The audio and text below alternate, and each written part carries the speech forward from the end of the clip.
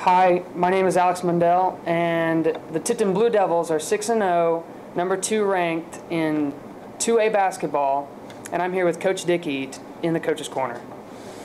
So, a lot has happened since the last time we met, and do you think the experience on the court these past few games that you've had have helped you push through the last few games? In a lot of ways it has. We've played some really good basketball, and we've executed some really exciting plays. We've had some heroic moments here lately, and it's been it's been a lot of fun. I worry a little bit about some of our conditioning things, and we're still trying to build our depth and trying to get our JV kids playing better, and I think that's going to happen. But it's part of the experience too, is that we don't want to be in all these close games all the time. We want to have more convincing victories when we can, and but it's really hard to do because the teams are good.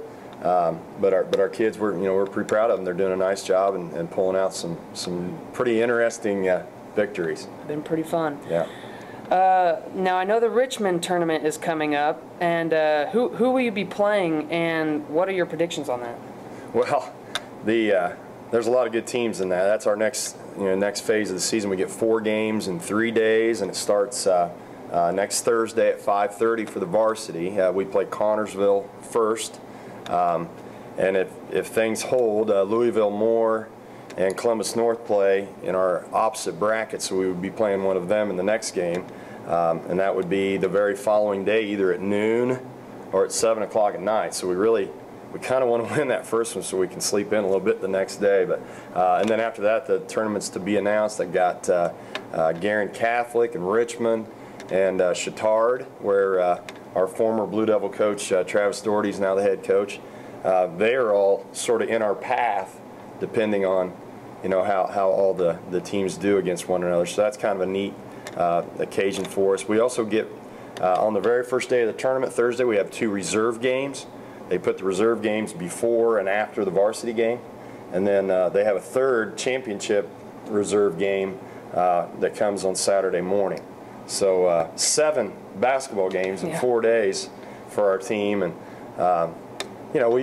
we need the experience. We want to improve on some things, and so hopefully that's what we set out to do next week. Well, we wish you good luck, and how close? We want to talk about Mike Crawford a little bit, because I know there's been a lot of questions been asking about how many points he has until he breaks the school record. Yeah, well, we're not keeping as close track as you might think, but we did sort of calculate last night coming home late from Delphi that if he can keep scoring some points like he has, we're looking at West Lafayette, which is our first return home game there when we get back from the break. That's on the January 4th, or possibly January 11th against Sheridan. A couple of home games where if he manages his average, he has a chance to actually break the school record held by Matt Waddell, which is the guy I played with. He allowed me to play on his team there for a year. A really good player that went to Purdue. So that'd be a heck of a feat, and we wish Mike the best, but our kids we're sort of playing to win, and he just happens to get some points, and if he gets that accomplishment here pretty soon, that'd be a pretty neat thing. It'd be good for our whole team. How is the Tipton Devils defense working out this season? Well, you know how important defense is to us, and I appreciate you asking about that, but we've been fantastic in certain stretches with our defense, and then not so good at other times. And it's been we've had 4 games. We've played 4 games since we talked last, and when we went to Rensselaer, we won 83-38 in that game, and our defense was great. Like the entire time, we were, you'd think the long bus ride might make you tired. Instead, I think it made us rested and alert, and we were very good in that one. And then we had a home game with LCC. After that, we won 69-62, and our defense was really impressive. I mean, we were very strong defensively. We built 2 really good leads in that game, and then we sort of relaxed a little bit and gave those leads back, but then made a good run in the 4th quarter and won the game. And then we got to Westfield, where that was the very next night, and it was a home game, and we didn't play much defense at all.